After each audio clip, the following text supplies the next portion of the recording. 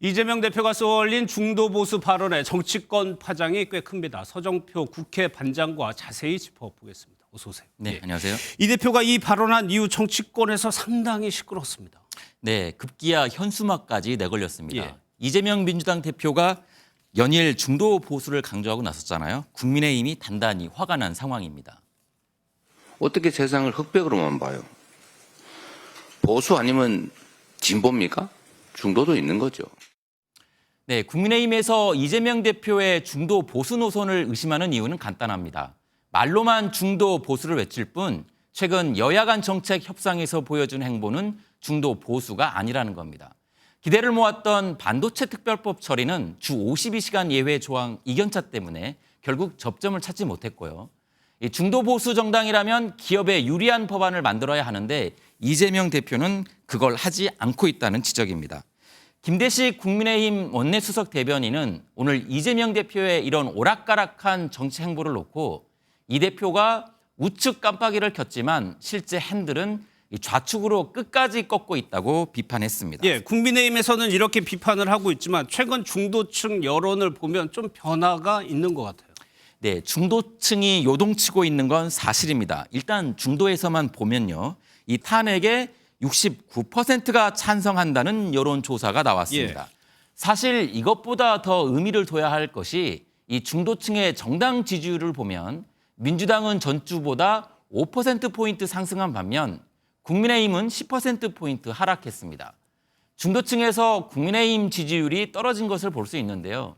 이 탄핵 정국에서 그동안 양당 지지율이 이 40% 안팎으로 이 팽팽하게 정당 지지율이 나왔었는데 이 균형이 깨진 겁니다. 예, 그러면 서 기자 여기서요. 중도층에서요. 국민의힘의 정당 지지율이 빠진 게 앞서 이재명 대표의 그 발언 때문이다. 그게 효과적이었다라고 봐도 되는 겁니다. 아직은 전문가들의 입장에서 보면 조심스럽다는 반응이 많습니다. 예. 국민의힘의 지지율이 빠진 건 맞는데 이게 꼭 이재명 대표의 발언 때문이다. 이렇게 단정 지을 수는 없다는 건데요.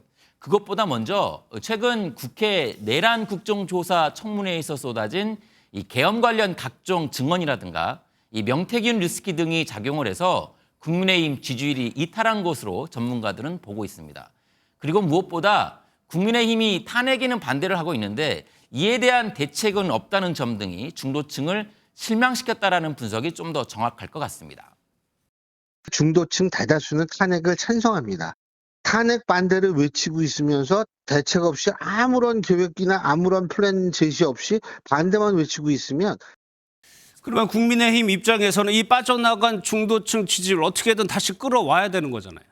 네, 그래서 국민의힘이 고민이 많습니다. 하지만 뾰족한 방법도 없다는 게 문제입니다. 이 중도를 끌어올려면 이재명 대표처럼 중도 보수 발언과 같은 메시지를 내거나 예. 아니면 또 하나 이렇게 정책으로 승부를 걸어야 하는데요.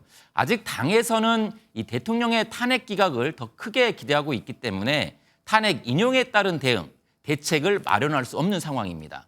국민의힘의 한 의원은 MBN에 이러다가 중도층 민심을 다 잃을 수도 있다 이렇게 우려하기도 했습니다. 예, 그러니까 국민의힘은 탄핵 기각에 좀 더 비중을 두고 있다는 건데 만약에 기각이 된다면 당 차원에서 대국민 사과를 준비하고 있어요? 일단은 탄핵 결정이 임박해지면서 국민의힘에서는 이 결과에 상관없이 당이 혼란, 분열에 빠질 수 있다 이런 것을 일단 우려하고 있거든요. 예. 국민의힘 바람대로 탄핵이 기각이 되면 이 당에서 국민 대통합 차원의 대국민 사과를 검토하고 있는 것으로 전해지고 있는데요. 기각뿐만 아니라 인용됐을 경우를 대비한 이를테면 조기 대선이라든가 혹시나 있을 당 분열을 막는 대응책들도 이제는 준비해야 한다 이런 지적도 나오고 있는 게 사실입니다. 알겠습니다. 잘 들었습니다. 서정표 기자였습니다.